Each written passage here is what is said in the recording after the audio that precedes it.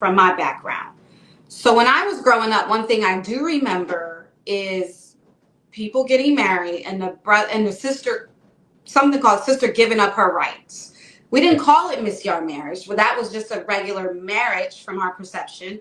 But we knew the sister was paying all the bills, right? For example, Yes. or the brother wasn't paying for anything. That's considered a miss. Is that considered a Misyar?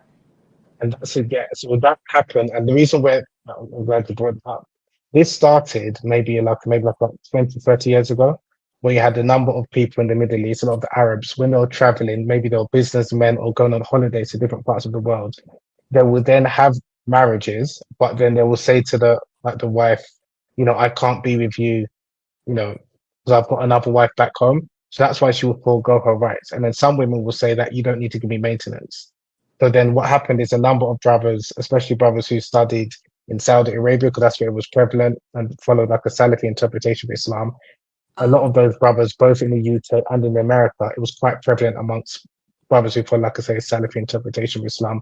We have a number of brothers, like in the UK, I'm sure the similar in America, where the woman might be working, the woman might be on welfare or benefits, and mm-hmm. he's saying, I don't need to you know, provide for you. I'm just there to give you pleasure. And the woman's thinking that this is, because she wants some companionship. So that is how that, but they wouldn't necessarily call it a misyar, they just call it a marriage. And they would argue, like, technically that you can do this, although, again, it clearly contradicts the spirit of Islam and what marriage is supposed to be, because marriage should be a permanent arrangement.